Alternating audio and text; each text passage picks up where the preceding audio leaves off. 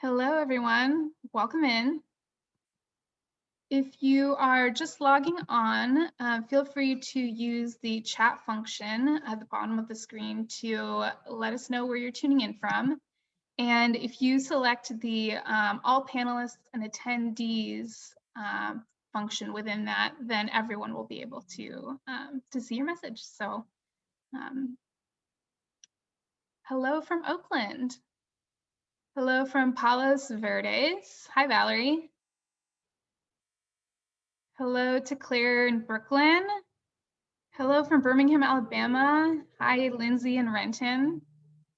Hello to Hillary from TSF. Key West, Florida, Redwood City. Wow, there's folks coming from all over the place tonight. Thanks for joining us tonight. My name is Meghna. I am a staff member here at Booklarder in Seattle. We're located in the Fremont neighborhood, and we're just a small community bookshop here. Tonight we're going to be talking about this terrific new book, Why We Cook by Lindsay Gardner. We'll also be joined in conversation by Jess Thompson and Paulina Chesnikova, who are contributors to the book. And they'll be talking a little bit more about the inspiration behind the book and some of the amazing women that are featured. But this is kind of our way to kick off Women's History Month. A few other things, if you would like to purchase a copy of the book and support this author talk, you can do that at booklarder.com. I will paste a link into the chat so you can click through to see the book there. If you have any questions throughout the presentation, we will be doing a Q&A session at the very end. So drop all of your questions into the Q&A function at the bottom of your page. You can click that, and we'll be taking a few questions towards the end. We'll try to get to as many as possible. So please do bear with us. And without further ado, I'm just going to do a quick intro of all of our authors tonight. Lindsay Gardner is the author and illustrator behind Why We Cook, this beautiful book that we have here tonight. She's an author, an illustrator, a mother of 2 daughters, and her watercolor and gouache illustrations have appeared in cookbooks and editorial projects, advertising campaigns, and stationery and interior design collaborations. Her food art has appeared in the Cookie Advent Cookbook, Pies, Fries, and Ice Cream, and The Rituals. Her work can also be seen in Uppercase Magazine, Architectural Digest, Style Carrot, Decorist, Vogue, among others. Originally from Grand Rapids, Michigan, she's been fortunate to live in the beautiful and vibrant locales of Oakland and San Francisco, California, Chicago, Illinois, New York, and Middlebury, Vermont. So welcome to Lindsay. We will also be joined by Jess Thompson, who is, again, a contributor to Why We Cook. Jess is an award-winning freelance food and travel writer and the author of 8 cookbooks, many written with Seattle area restaurateurs, plus her recent memoir, A Year Right Here, Adventures with Food and Family in the Great Nearby.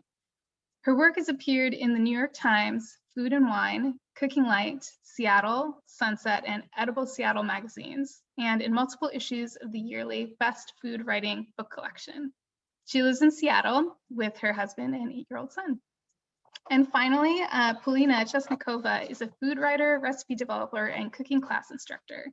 Her work has been featured in the Washington Post, Culture, Savoir, and The Kitchen, to name a few publications. Her first cookbook, Hot Cheese, came out in September 2020 with Chronicle Books, and she is working on a second one with Sasquatch Books called Piece of Cake, which I hear she just submitted this week, so keep a lookout for that. She currently lives in Seattle, where she also teaches cooking classes here at the Booklarder and at the Pantry. So without further ado, I would love to welcome our panelists back on screen. Again, if you have any questions, please do drop them into the Q&A section. We'll get to them at the end of the presentation. Welcome, Lindsay, Jess, and Paulina. Thank you for joining us tonight. Thank you for having me. Yeah. So nice to be here. Thank you for having us. Hi, Jess. Hi, Paulina. Hi. Hello. Can we start? Yes, we can definitely start because I have this beautiful apple charlotka sitting next to me and I'm very antsy to dig in. You can see someone else has beat me to it, but I waited. This is all I have left. I'm not kidding. And I also have your honey mulled wine right next to me. Cheers. Cheers. And cheers to everyone who's tuning in, celebrating with us. It's so exciting to see people from all over. Book Lorder events are always great, but they, in person, it's hard to get someone there from Virginia. Definitely. It's one of the silver linings of this moment, I guess, if there are. So should I serve the cake? Are we ready? Yeah. Okay. Here we go. So pretty, Paulina. I know, I sort of feel like even though the recipe came from Paulina, but actually came out of my kitchen, I sort of feel like Paulina made it. I was there in spirit. It was great. Good job. You're there. Yeah, I can talk a little bit about the cake. So it's called Naples Charlotka. It is a very traditional Russian cake. My family's from Russia and the Republic of Georgia. And it is just like a very homey, cozy cake. It's really easy to throw together with just a few ingredients and apples. Delicious. And it's just a cake that I grew up with my mom making all the time, whether we were just craving something sweet or someone was coming over last minute. She would throw it together, and it was always just, it's really simple, but it's one of those cakes that, cut a slice, eat, and then come back half an hour later and cut another slice. And just like, Jess said, she only has one slice left. It's very snackable. And I wrote up the recipe, and it's going to be in my upcoming cake book. It's going to be all in like simple everyday cakes, and it's coming out next year. And I thought it'd be just a sweet addition to our celebration tonight. I love it. Thank you so much for offering this to everyone who's here tonight. We had so much fun baking it today. My kids helped, and I can't believe this was a cake that, it was not super hard to make, but the pattern along the top does take a little bit of a touch. So it's like, I think that's what I say like to do. You can just throw all the apples on top of there and they'll still be beautiful and delicious. It's super light. Yeah, and for those who don't know, we did share the recipe. It's up on Book Larder, and Lindsay beautifully illustrated it. It's also on her Instagram, right? Yes. It might still be there. Yeah. But if you message me, I can send it to you again. And someone in the chat says, can we see the top of the cake to see what you're talking about?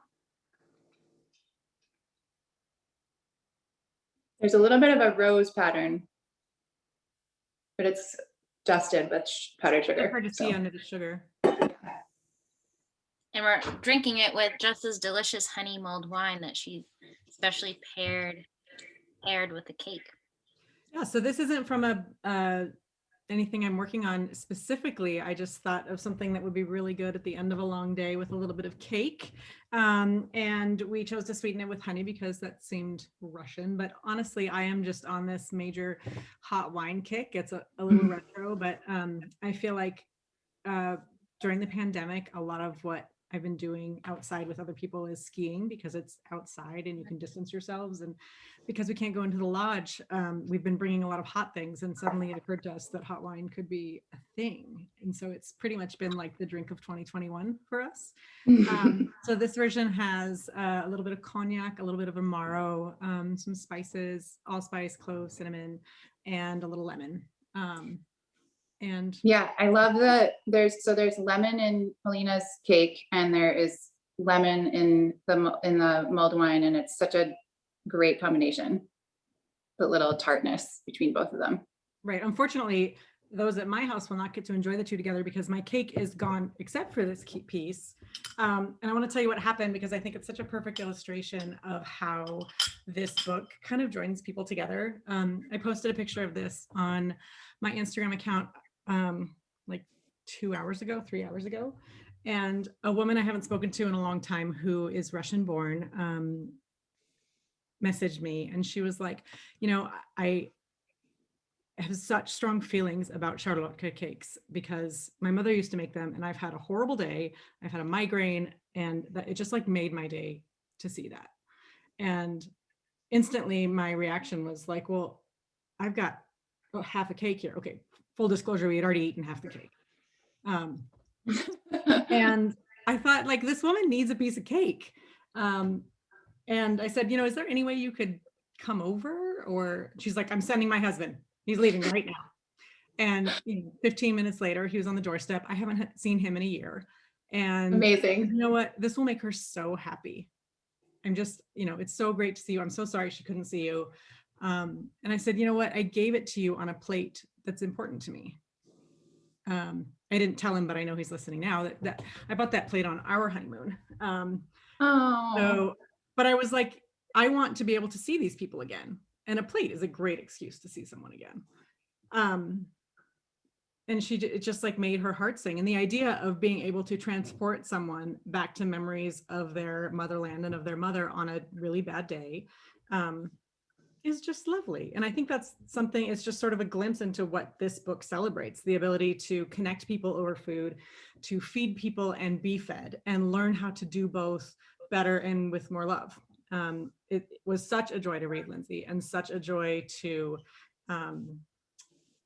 really let sink in at a time when I'm not sure I knew I needed it so much. It was such a good refueling for me, sort of energetically and spiritually. So thank you for that. Thank you so much. That means so much to me. And yeah, I mean, I think you make a really good point. I don't think any of us knew what was ahead of us a year ago. And it's been really interesting sort of letting the book unfold at this moment for that reason, and reliving a lot of the research and the stories and connecting back with all 112 contributors in this way, in this moment right now.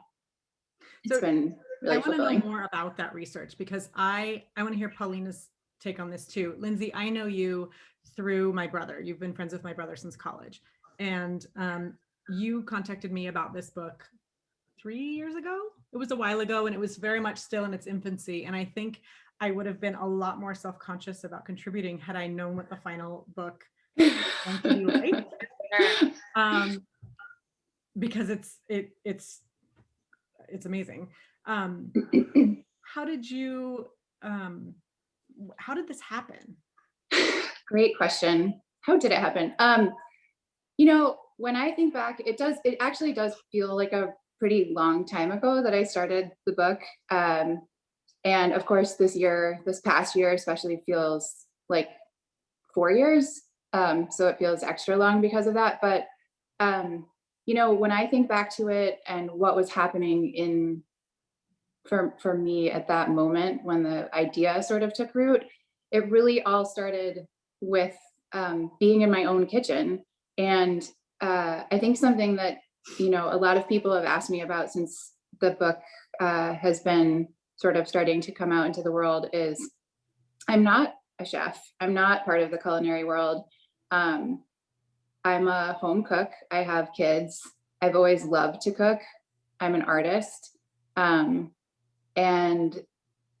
I think that perspective not being, sort of inherently part of the world that I was looking into more, at least the professional aspects of that world, gave me a little bit of a different perspective on asking people questions about it.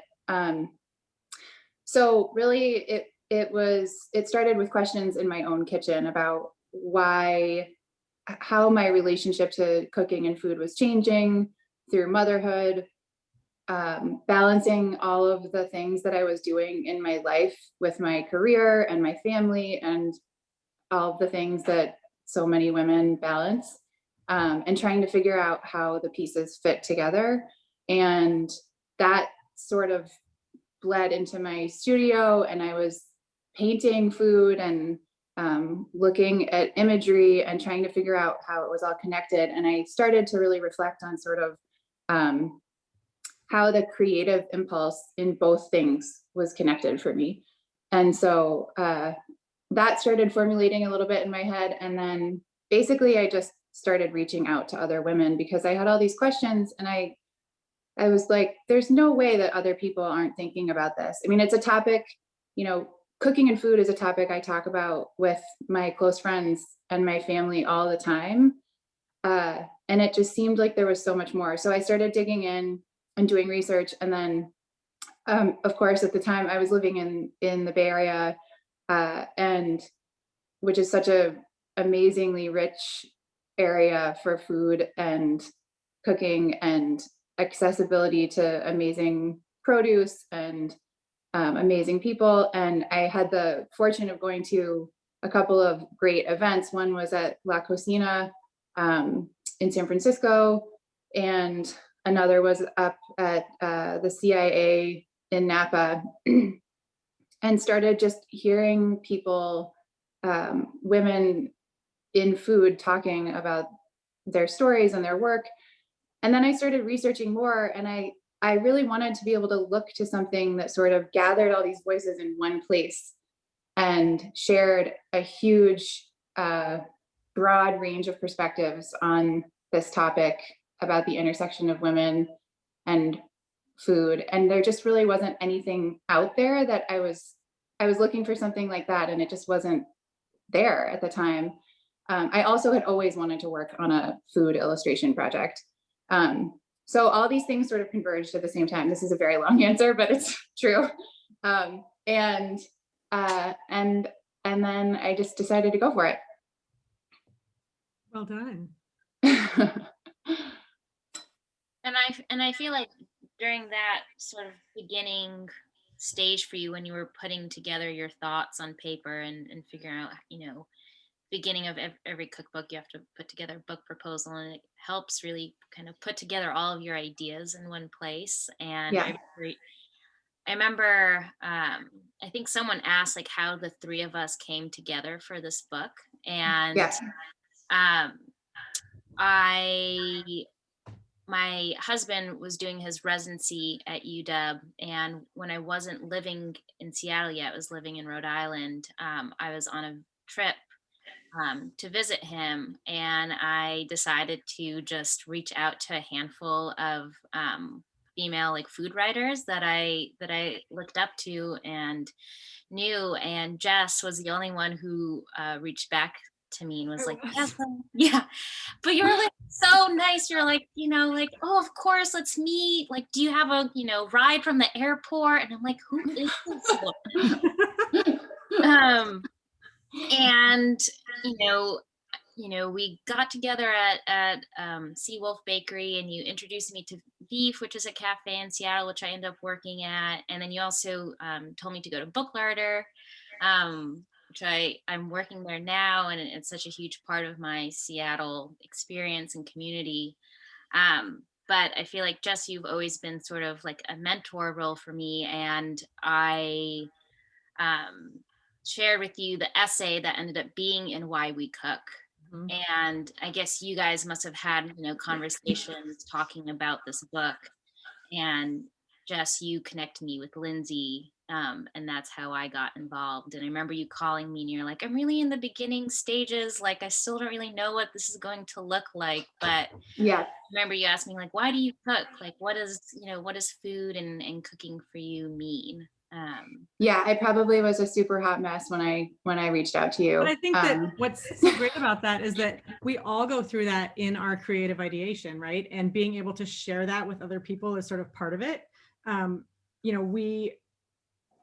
you for saying nice things, Paulina, but I also remember coming to you at La Marzocco once with like a Tupperware full of baked goods, and I knew that you were going to be able to answer my question, and I couldn't figure out whether it was the brown sugar or the sugar that was making them like not the right texture. And I was just like, taste this. And we just like sat eating baked goods brought from the outside in a cafe that sells baked goods, which is not cool. And help me sort of solve this problem. So I feel like that's great. But to your comment about Lindsay's process, I remember someone asking, oh, what's her book going to be about? And I was like, I don't know. But none of us knew yet. Yeah, and I Out think of it is that something that it has highlighted that process and how we all help each other through that process. Right. absolutely, and I would say that that is a very accurate description of how the research process also unfolded. Is like your friendship, there were so many people that I encountered and met along the way who, you know, recommended that I talk to someone else and said, "Oh, I have someone, you know, I used to work with a chef at my last job. You should reach out to her. Um, Let me put you in touch with this writer who is working on this really interesting project." And especially as an outsider, you know, to the culinary world, I felt so welcomed, and everyone that I spoke with was so excited about the idea and so willing to sort of go along with it without all of that specificity from the beginning, um, which I think added a layer of people really being able to bring what they wanted to the book, which was really important to me from the start. And so a lot of these conversations that I had at the beginning were sort of like a little vague, and then I would go away and people would think about it, and then we'd touch base again like a week later, and then I would write them a pesky email, and then, you know, they'd have an idea, and it really did unfold that way, which it now that I look through it all together, I think, you know, that intention that I set out with, even though it was vague, is it feels like it's coming through, that people really had the opportunity to share their own voice. Did you set out with mileposts in terms of what kinds of stories you wanted to hear? Like stories about motherhood, stories about immigration, stories about struggle? Definitely. I think, you know, one of the things that I was reflecting on at the beginning was how food touches so many parts of our lives. And it's related and interconnected to so many different things that we experience and people that we meet every day, no matter where we are. And that's something I think about when I'm talking to my kids about what we're eating and cooking. It's something I think about when I used to go out for dinner. um, all kinds of experiences like that, and the way that food brings us in touch with different people. And I wanted the book to be as inclusive and broad reaching as it could be in 240 pages. And it was hard to corral. And this speaks also to the power of women in food, is that there are so many incredible women doing such amazing and powerful work all over the world, that it was difficult to cull down a list of people. But I wanted the book to be able to touch on a little bit of everything that way. So there are themes of resistance and activism. There are themes of environmentalism and motherhood and immigration, and all these things sort of collide together through storytelling and people's specific experiences with a memory or you know, a reflection or a recipe. So yes, that was really important to me to have as broad and diverse and inclusive a list as possible, geographically, racially, all, you know, in all the ways. Were there any stories that surprised you?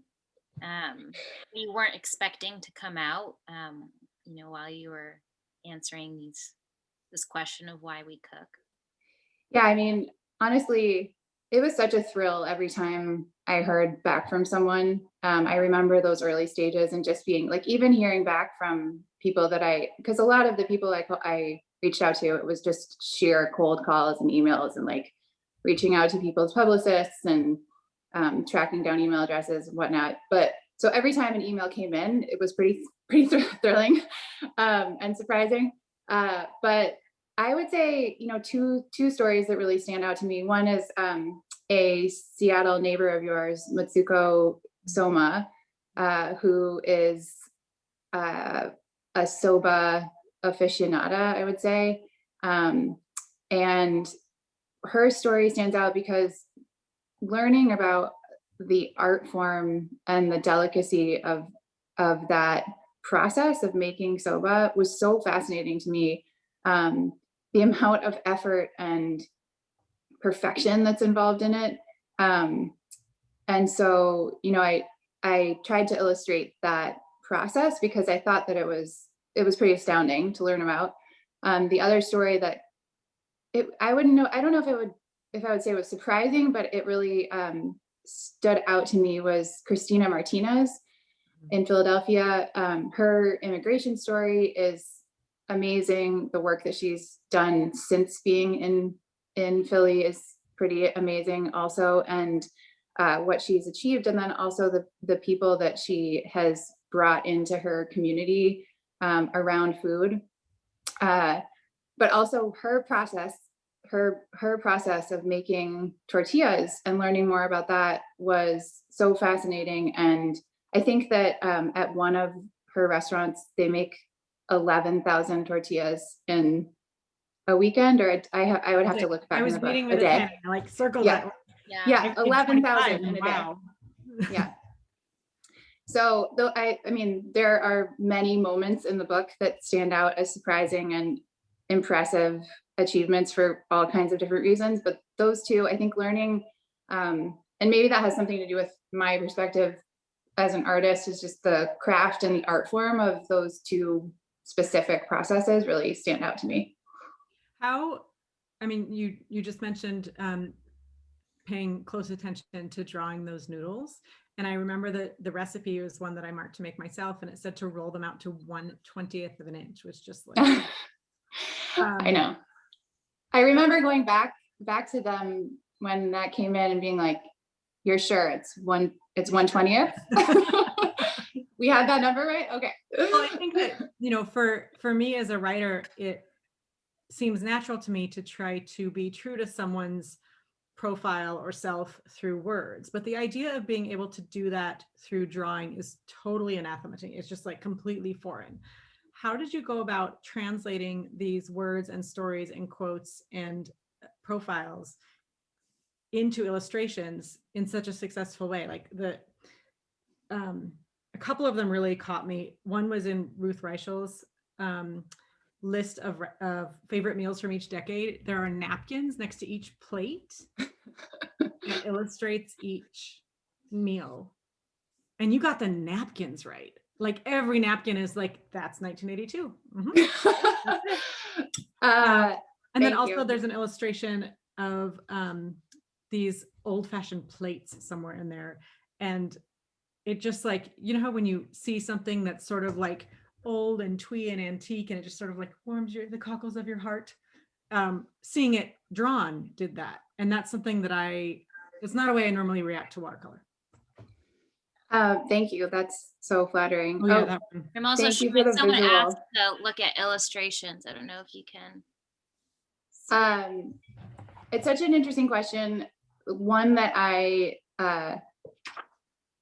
wouldn't say that I take it for granted necessarily, but it's something that, oh yeah, there are those napkins.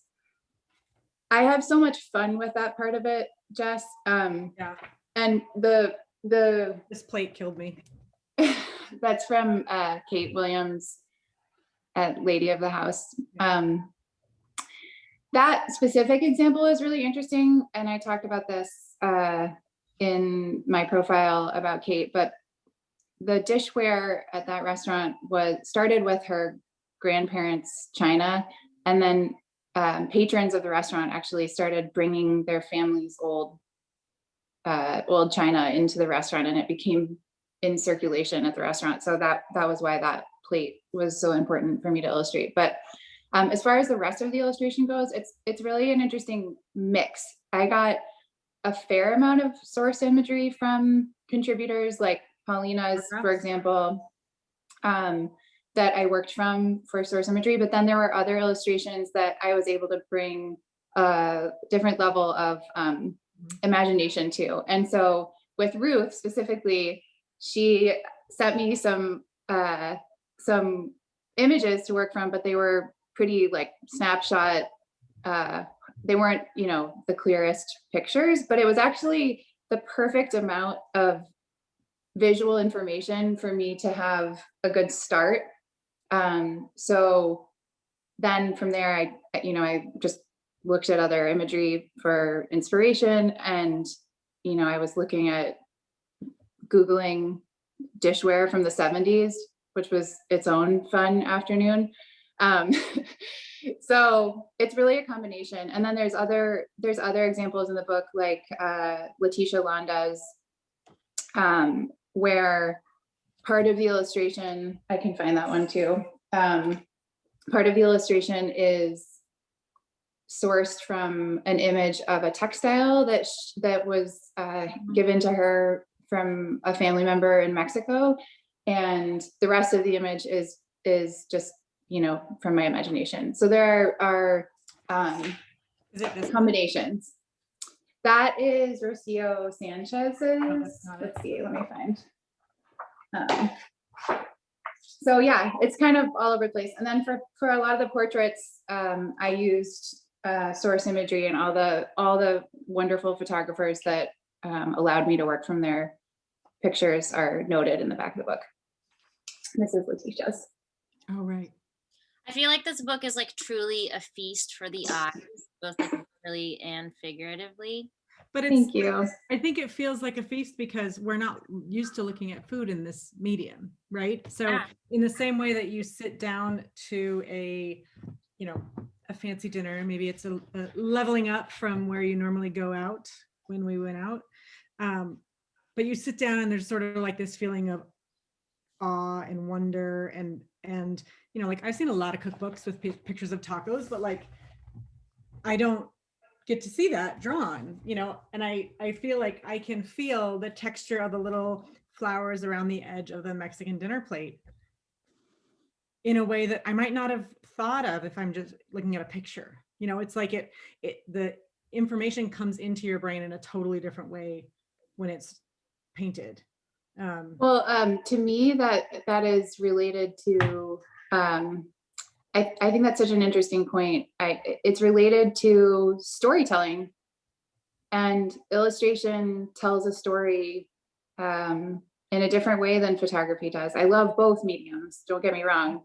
But I think that there is an element when it's illustration that is, it's through someone's viewpoint. It's different than a camera. And that was important to me from the start. What's that? I said it feels more personal. Yeah. Speaking of personal, how do you think people will use this book? Like, do you think people will, what do you think? Well, it's been really interesting reflecting on that through the pandemic, and sort of, I wrote the introduction at the beginning phase of the pandemic. So it was really interesting sort of trying to predict how people would feel about it a year in the future, knowing what was happening. I was also working on all of the final illustrations starting basically when the pandemic started. And so I had a lot of time to think about that. And I think it's changed. I think what I thought it would do and what people would take away from it is different than what it feels like now because of what we've been through in the last year. And I mean, it's still there, but I think it's also grown since then. So I really hope that the book offers people a chance to get curious in a way that might be different than they have before, and to discover some of the women that are out there doing amazing work, and the achievements and the accomplishments of those women. I think that I hope it gives people a chance to connect in a way that is new for them, either with a food tradition that's outside of their experience, or something that they have experienced before but never really thought about in a in-depth way. I think it will. And I think that if anything, my read is that all of the things that we need from each other have become more acute during the pandemic. There's a quote from Gray Chapman on page 17. This is someone who cooks for everyone in her family. You know, she doesn't have a lot of input from her family in the kitchen. And she said, when someone else cooks for me, it is often either because I am paying them to or because she is my mother. And that resonated with me so strongly, and really reminded me of this need that I think we all have, not just to feed people, but also to be fed. And that's something that is really lacking for me, the ability to share food with others during the pandemic. And just reading that, I sort of decided, like, I'm going to reach out to some people who I haven't in a minute. And you started with a piece of cake tonight. This was before the cake, even before the cake.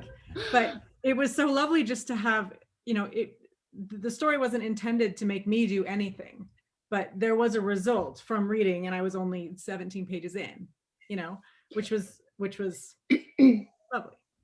I think that something that has happened to me through the experience is that I think there was an element of, when I started the project, of searching for something, searching for connection in this big umbrella of questions that I was asking. And I know that I feel different when I'm cooking now, that all of the voices of these women are with me when I'm cooking in spirit. And I think there is solidarity in that. And I think there is connection in that, whether it's, you know, on the surface or at a deeper, less pinpointable level. I think there is something there.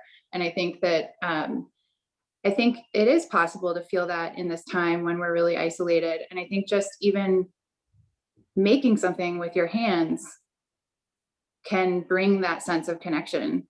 And if you get to give it to someone or share it with someone, then that's even better.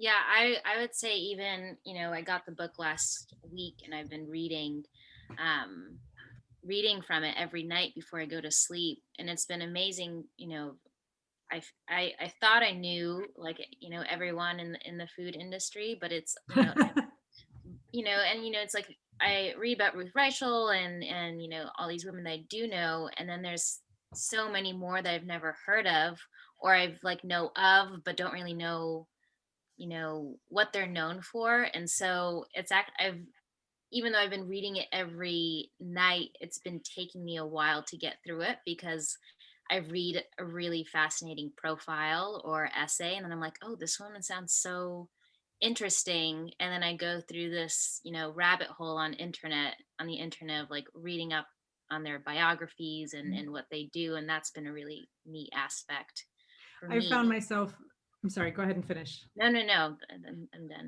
done. I found something very similar, but it tended to come to me in really small words or phrases. One of them was a page where you talk about just having conversation with home cooks, like, what is cooking to you? And someone, Heather in San Francisco, said, for me, cooking is something that ties me so beautifully to the generations of women who came before me. I learned from my mom and she learned from her mom, and on up the line. Now I'm teaching my girls to cook, and we are tasting the same things that our foremothers tasted one night at their own tables. The concept of a foremother had never once crossed my brain. And it took me so long to just sit back and digest it. And it was like being fed something new that I didn't know how to identify. And I really enjoyed just like that little kernel of language. I love that. Somewhere else, someone talks about, I can't remember where, how women helping each other create a rolling impact. I don't know if I can find it quickly, but the idea that we impact each other, and every time one of us says something to the next, it rolls forward. It's very much the concept of paying it forward. It's a pastry chef from Lincoln, Nebraska. She says, I learned really quickly how powerful positive relationships are among women, and the rolling impact those relationships have as we create our lives. for some reason, just the visual of like this big ball gather, like a snowball, just like gathering steam. Just I'm so glad that you brought that up, because it's something I was thinking about in advance of our conversation. Is I'm curious to know if how you both have made career decisions or not, specifically to ally with other women in your work, and how that's impacted your work. Yeah, I mean, I spoke a little bit, to that point, just speaking of my relationship with Jess and her being so generous with her advice and insight. And, she didn't have to, but she, connected me with this editor and that person. And that got the ball rolling. And, a lot of what I'm doing is thanks to her and other women who are older than me, or on the same in the same stage of their careers, that have helped me out. And that's been really inspiring to me, and it has inspired me to do the same for other women.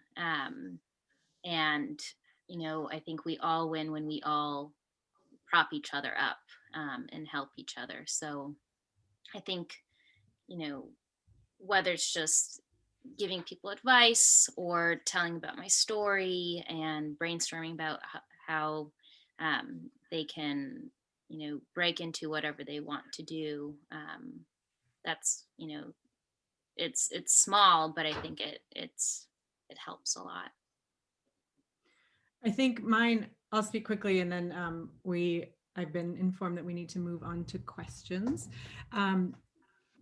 Paulina, my conversations with you came directly from other women doing the same thing for me. There's a woman named Kathy Gunst who, when I was in culinary school, I approached about an internship writing cookbooks, and she was sort of like, "Oh, what is that? Why would I take on someone else who doesn't have any idea how to write a recipe and fold that into my cookbook writing process?" And from my current perspective, thinking back on that, I cannot believe she called me back.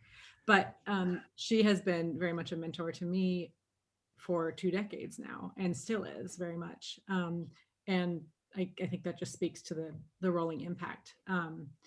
My own personal experience, I think that Lindsay's question made me think of, occurred when I was pregnant with my son. I knew that I would likely give birth early. My son was born 7 weeks early. And when I was 32 weeks pregnant, it was sort of the time to stop working. And of course, when you're a freelancer, there's no such thing as maternity leave. There's no such thing as a permanent position anywhere. And I sort of thought I had a few decisions. Number one, I could give my editors nothing and just let them scramble for themselves. Number two, I could shove them off to a writer who I thought might not do as good of a job as I was doing and hope that I got my job back. Or number three, I could give them the best person I could find and hope that if I didn't get my job back, someone else would benefit from my leaving. And ultimately I did the third, and I got maybe half of my jobs back. But farther down the line, she wound up handing me my first cookbook deal, essentially. Someone asked her about it, and it was not something she was capable of or interested in doing. And she literally handed it to me. And, these kinds of things happen, I think, when we are generous, both with ourselves and with and for others.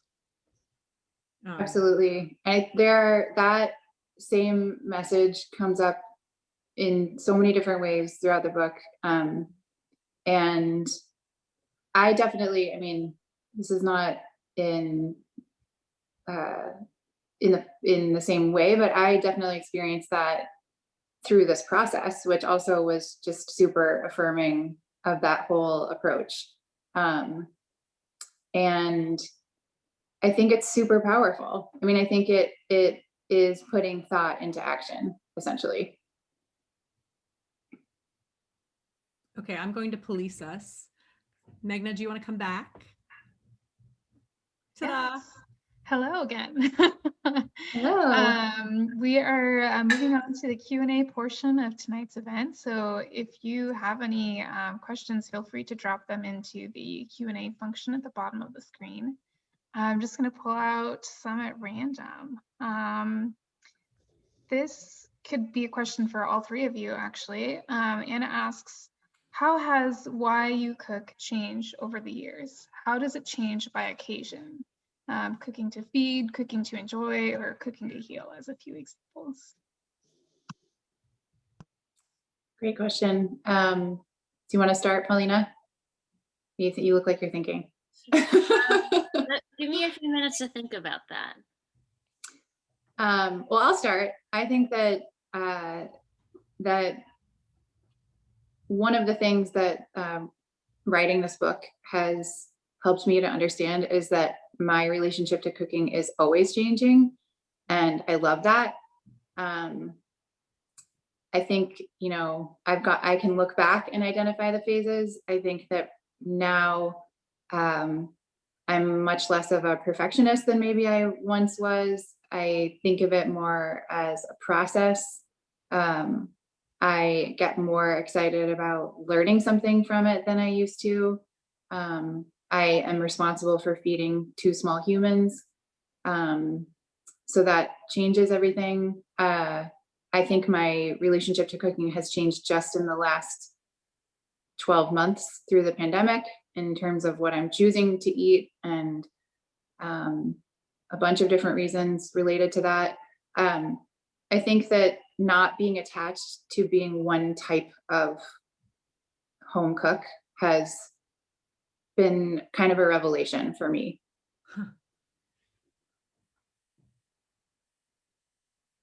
If that makes sense. Totally. That resonates with me a lot, actually. I think that why I cook changes much more quickly than that, because my job is sometimes to test recipes for perfection, and sometimes to develop recipes for ingenuity and creativity, and sometimes just to cook, and sometimes to entertain. I think for me, it changes daily. Sometimes, multiple times during the day. Sometimes I have to remember when I start something, whether or not I'm holding a pen, and the way I approach food is very different based on whether or not I'm working and whether or not I am feeding someone. I think it's pretty rare that I feed someone just to put food in, but there are so many different, there's a whole spectrum of reasons. Yeah, I'd say I agree with you, Jess, as someone who is a recipe developer. What I'm cooking on a day-to-day basis and why changes drastically. I wrote 2 years ago, I wrote a book on hot cheese when I was cooking cheese, hot melty cheesy recipes every day, and this past year was all about cake. But one of the things that I noticed, so I'm 28, and 10 years ago, I went to college, and, in the context of my family's recipes and connecting to my mother and my family, a lot of those recipes, I took for granted. My mom's cooking, my family's cooking. I actually was always in high school. I got really into baking and really into cooking. That's kind of where my passion for food started. And I was always really frustrated with them that they only ever cooked Russian and Georgian food. I was always, trying to get us to branch out and try different cuisines or different dishes. And they're like, no, this is what we like, and this is what we want to stick to. And I didn't really understand it until after I went to college, and actually after I graduated, and I was cooking for myself more, and I was living in Virginia, and I missed my mother and I missed my family, and food was the way to reconnect with her, and with them. And just my relationship to my family's recipes has changed so much. And I think part of it is because I had to get away to realize what I had. And now being able to make a career out of writing and sharing those recipes and those stories with others has been really fulfilling for me, and a way to continue to connect with my family and keep our food heritage alive, but also, a chance to share it with others, and also to see, and I write about this in my essay, to help my mom and my aunts see what they do in a different light, and get them, excited about the food that they're cooking instead of just seeing it as a daily chore. I love that question so much. Great question. Great question. Next question. This may be one for Lindsay, but all of you can speak to it if you'd like. Thinking back to all of the interviews that you did, can you give an example of someone with or without names that really surprised you or was different than you expected? And that's a question from Scott. Oh, there are so many stories that are running through my head right now. Someone who really surprised me and inspired me is Haley Thomas, who is the last contributor. She's at the end of the book. She's 19. She started a nonprofit when she was 12. She's just an incredible, like, ahead of her time visionary person, and talking to her, having the chance to talk to her and interview her was so fascinating and wonderful. And she was so warm and inviting, and I think her message is so hopeful and promising.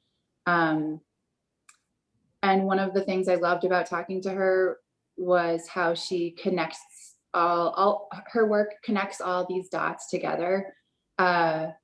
Everything is related, and food is such a big part of that. Health, environment, activism, it's all part of her lens, and she sees it as all connected. So I would say her.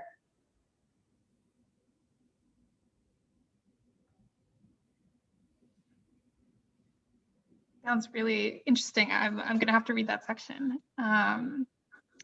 Okay, next question from an anonymous attendee. Do you all miss entertaining? What are the other ways you've found to use food to connect to people outside of your family or bubble during quarantine?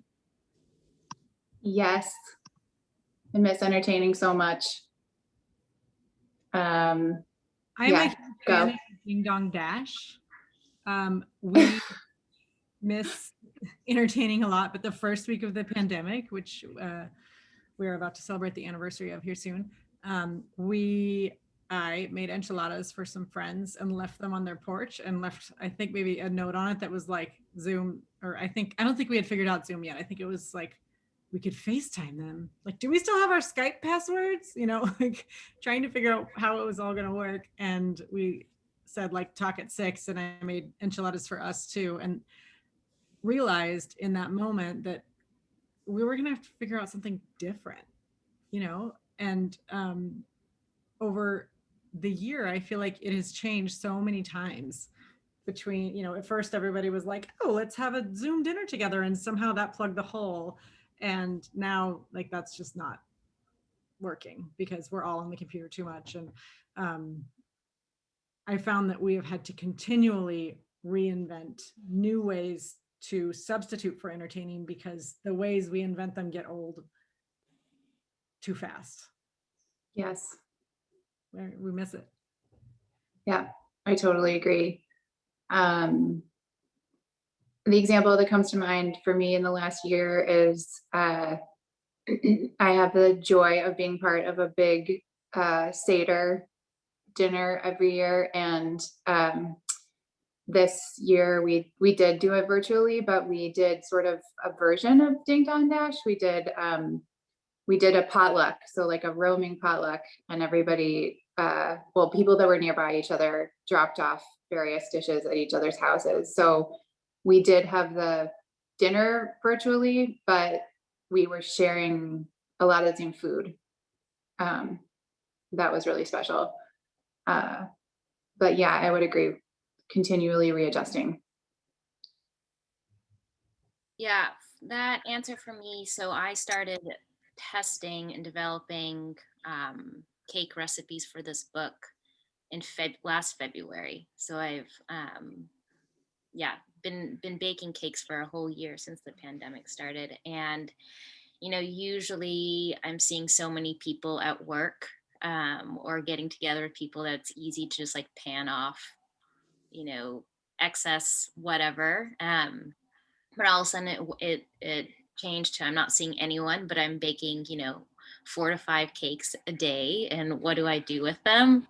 I feel like that has been like one of the most stressful parts about writing a cookbook this year, is like, how do I, get rid of this food without composting it all?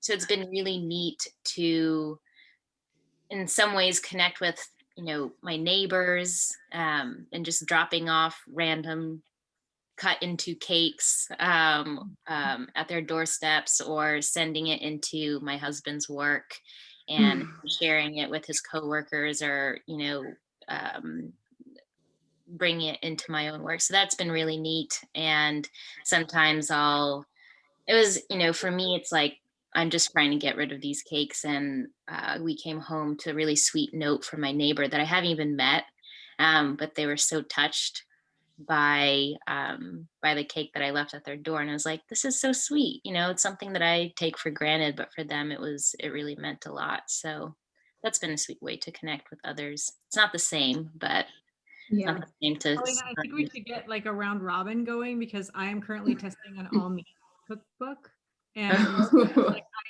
I made a 12-pound prime rib last night.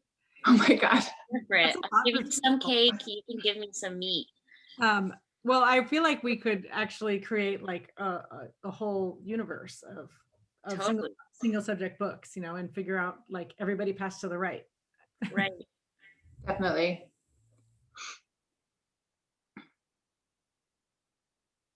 Oh, there we go. I unmuted myself. I think that may be all the questions that we have time for. Wanted to give you guys an opportunity to wrap up. But before I sign off, just wanted to show the book again. Why We Cook, Women on Food, Identity, and Connection. We will have some signed book plates available. They're not here yet in this shop, but we will have them. So keep a lookout for those. Thank you to Jess, Lindsay, and Paulina for joining us tonight. Any final thoughts? Thank you so much. Thanks for everybody for coming tonight. This was such a great conversation. I feel like we could just keep chatting all night. Yeah. There's always more to talk about here. One more little nugget that I would love to share as a sort of parting thought in celebration of what this book can do for people. It is on page 108. It's a proverb that one of your contributors shares. And it goes, if you want to go fast, go alone. If you want to go far, go together. That's cheers. perfect. Cheers to that. Cheers to that. Thank you all so much. Yeah, thank you all so much for joining us. Thank you to all of our attendees. Thank you, Lindsay, Jess, and Paulina. Why We Cook is available at booklarder.com for purchase. So head on over to support Lindsay and this author talk. This author talk will also be posted on our YouTube channel within 48 hours of tonight. So if you know someone who missed out tonight and you want to share what we chatted about, head over to our YouTube channel. That's all, folks. Take care, be well, and happy cooking. Thank you. Good night. Congrats, Lindsay, again. Congrats. Thanks so much. Bye-bye.